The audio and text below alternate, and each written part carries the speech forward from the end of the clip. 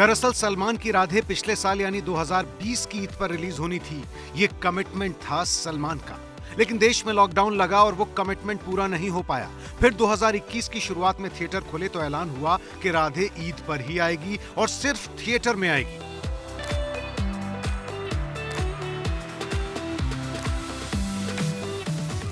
लेकिन कोरोना ने कमबैक मारा और पिछले कुछ हफ्तों में महामारी के चलते देश में हालात बद से बदतर हो गए। सलमान खान राधे के प्रोड्यूसर भी हैं।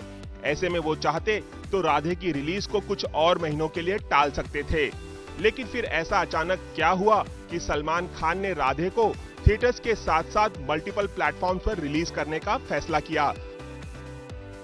दरअसल फिल्म राधे 1 साल से बनकर तैयार पड़ी है। फिल्म का बजट करीब 120 करोड़ है।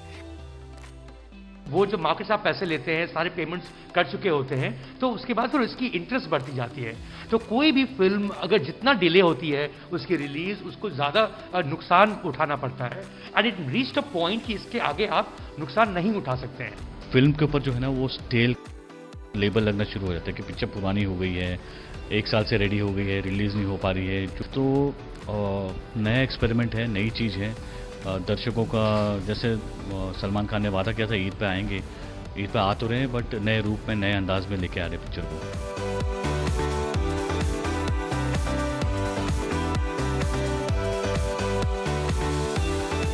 जरा सोचिए, महामारी से जूझते शहरों में सलमान की इस फिल्म को बम्पर ओपनिंग या हाउसफुल मिलने के आसार कम ही हैं। इसीलिए फिल्म के निर्माताओं ने घाटे से बचने के लिए इसके राइट्स महंगे दामों पर ZEE5 को बेच दी। लेकिन इसमें भी पेच है। जब 13 मई को यह फिल्म थिएटर्स के साथ साथ OTT पर रिलीज होगी और अगर आपके पास ZEE5 का सब्सक्रिप्शन है, तब भी इस फिल्म को देखने के लिए आपको एक्स्ट्रा पैसे देने पड़ेंगे। ये पैसे टिकट के बराबर ही होंगे तकरीबन। राधे सिनेमाघरों के साथ साथ Zee-Plex, डिश, टाटा स्काई और एयरटेल डिजिटल टीवी जैसे DTH प्लेटफॉर्म पर भी उपलब्ध होगी, लेकिन पे पर व्यू सर्विस पर। यानी आप इसे घर बैठे देख जरूर सकेंगे, लेकिन इसके लिए अलग से पैसे देने होंगे। जितनी बार देखना चाहते हैं उतनी बार पैसे चुकाने होंगे। हालांकि अभी यह साफ नहीं है कि राधे को OTT पर देखने के लिए कितनी कीमत वसूली जाएगी, लेकिन ये रकम 150 रुपए से लेकर 300 रुपए तक हो सकती है। यानी भले ही थिएटर बंद है, लेकिन आपकी जेब से तो पैसे जाएंगे ही। हालांकि ईद के 2 हफ्ते बाद फिल्म राधे बिना एक्स्ट्रा पैसे दिए ZEE5 पर उपलब्ध हो जाएगी। अब सलमान के सुपरस्टारडम का भी ये इम्तिहान है कि लोग पैसे चुकाकर उनकी फिल्म देखते हैं या फिर इंतजार करते हैं 2 हफ्ते तक मुफ्त में फिल्म देखने का।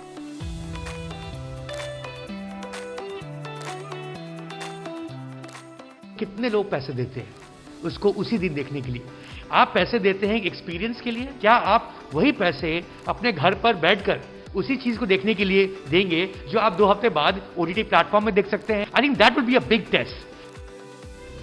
सलमान तो OTT पर आ ही रहे हैं। इसी हफ्ते अजय देवगन की पहली वेब सीरीज रुद्र का भी ऐलान हो गया, जो डिज्नी हॉटस्टार पर आएगी।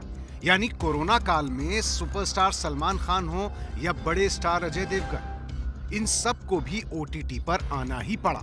हमने बात की अजय देवगन की रुद्र को निर्देशित करने वाले राजेश मापुस्कर से। काफी अच्छे एक्टर्स हैं, तो उनको भी मौका मिला कि वो उसके मेन प्रोटैगनिस्ट बनके उस प्रोजेक्ट को आगे लेके जाए। तो ये सबके लिए एक मौका है। एज ए फिल्म मेकर सारे फिल्म बना पा रहे हैं और उसको रिलीज कर पा रहे हैं OTT प्लेटफॉर्म के थ्रू। OTT पर टिकट के पैसे वसूले जाने का ये नया ट्रेंड कितना कामयाब होता है, ये तो सलमान की राधे की रिलीज के बाद ही पता चलेगा। अब सलमान खान और अजय देवगन ने भी OTT का रुख कर लिया है, तो ऐसे में उम्मीद की जा रही है कि कई और बड़े सितारे भी OTT और मल्टीपल प्लेटफॉर्म्स की जमीन पर उतर आएंगे। ये गीत 1990 की फिल्म आशिकी का है और इस गीत को संगीत देने वाले नदीम श्रवण जोड़ी के संगीतकार श्रवण राठौर इसी हफ्ते इस दुनिया से विदा ले गए। श्रवण को कोरोना था और उनके फेफड़े बुरी तरह संक्रमित हो गए थे। अपने अंतिम समय में वो एक एक सांस के लिए लड़ रहे थे। ऑक्सीजन खत्म है, ले जाइए। इस समय सारा खेल सांसों का है, सांस जिसके लिए जरूरत पड़ती है ऑक्सीजन की। आपको याद होगा गीतकार शंकर महादेवन ने एक सांस में तकरीबन 6 मिनट लंबा गीत गाया था। नाम था ब्रेथलेस। लेकिन बिना सांस के गाने में भी एक वक्त के बाद अंत में ही सही गहरी सांस लेनी पड़ी थी।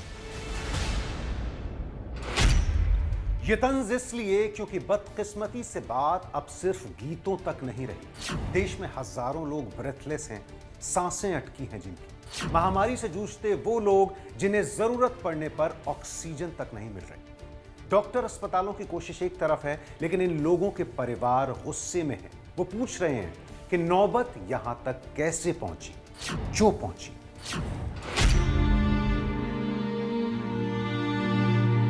मम्मी को तो ऑक्सीजन की जरूरत है, कहीं बैठ नहीं मिला, ऑक्सीजन नहीं मिल रही कहीं पर। सर कुछ मदद कर दो सर। कोरोना से लड़ रही है, शायद जीत जाए, लेकिन वो सिस्टम से हारी जा रही सर। सारी कहानी सांसों की है और जिन्हें वोट देकर चुना कि वो अपनी जिम्मेदारी उठाएंगे। जिस सिस्टम पर भरोसा किया वहां एक एक सांस के लिए जद्दोजहद क्यों है? इन हालात से तैयारी तो इसी सिस्टम की जिम्मेदारी थी, लेकिन देश में वो तैयारी क्यों दम तोड़ती दिख रही है?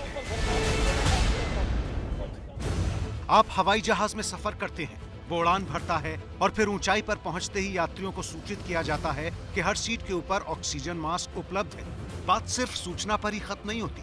अगर विमान में ऑक्सीजन कम हो जाए और सांस लेने में दिक्कत आए तो ऑक्सीजन मास्क अपने आप लटक कर यात्रियों के मुंह तक आ जाते हैं ताकि सांस आ सके। ये होती है तैयारी। लेकिन देश के सिस्टम में ऐसी कोई तैयारी नहीं थी। ना ऑक्सीजन पूरी है, ना अस्पतालों में बेड।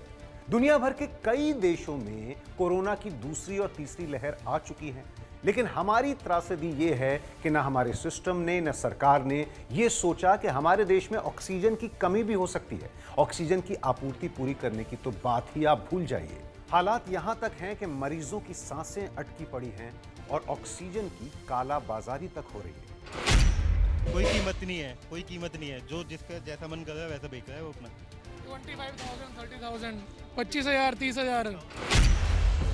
आंखें नम हैं। गमजदा परिवारों का एक ही सवाल है कि दुनिया के इतने बड़े लोकतंत्र में सांसें क्यों अटकी हैं? मेरे फादर का 4 महीने पहले एक्सीडेंटल डेथ हुआ था। मेरी मदर आज की तारीख में, सर मैं अनाथ हो जाऊंगा। वहां पे बता रहे लिक्विड गैस नहीं है। लेकिन सवाल ये भी है कि क्या सिर्फ सरकार और सिस्टम पर गुस्सा उतारकर हम सब की जिम्मेदारी कम हो जाती है? सोचिए, अगर आप लद्दाख घूमने जाते हैं तो पहले से ही बता दिया जाता है कि वहां ऊंचाई पर अधिक ऑक्सीजन की जरूरत पड़ेगी। इसके बाद आप सतर्क रहते हैं, तैयार रहते हैं। ये तैयारी इसलिए ताकि सांसें ठीक से चलती रहे। इसलिए पूरा दोष सरकार को नहीं दिया जा सकता। जब आपको पता है कि भीड़ में कोरोना फैलता है तो क्यों जाते हैं चुनावी रैलियों में? नहीं जाएंगे तो सजा तो नहीं होगी ना। जब आपको पता है कि मास्क लगाने और सोशल डिस्टेंसिंग से बचाव हो सकता है तो क्यों हो गए थे लापरवाह? तैयारी तो हमारी भी नहीं थी। और अब भी क्या बदला है? कोरोना काल में देश में चल रहे ऑक्सीजन संकट पर चर्चा करने के लिए कल प्रधानमंत्री नरेंद्र मोदी की तरफ से बुलाई गई बेहद अहम मीटिंग थी ऑक्सीजन के बारे में, लेकिन बहस का मुद्दा लाइव टेलीकास्ट पर अटक गया। दरअसल दिल्ली के सीएम अरविंद केजरीवाल ने मीटिंग का लाइव टेलीकास्ट कर दिया था, जो पीएम मोदी को नागवार गुजरा और उन्होंने इसे प्रोटोकॉल के खिलाफ बताया।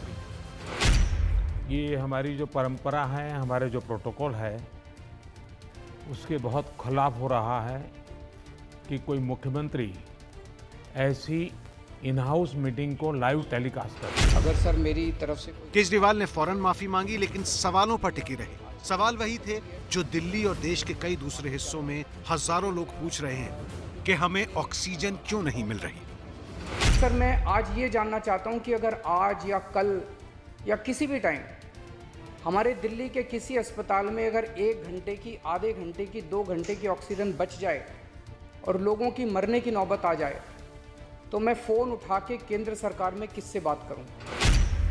अब ऑक्सीजन के लिए हो रही इस मीटिंग को लेकर भी बहस छिड़ गई है। एक पक्ष इसे केजरीवाल की राजनीति बता रहा है तो दूसरा पक्ष कह रहा है कि ऐसा कोई प्रोटोकॉल है ही नहीं।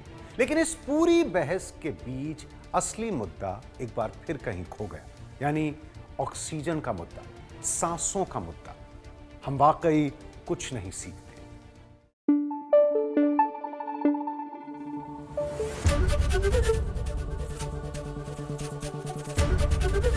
एबीपी न्यूज आपको रखे आगे।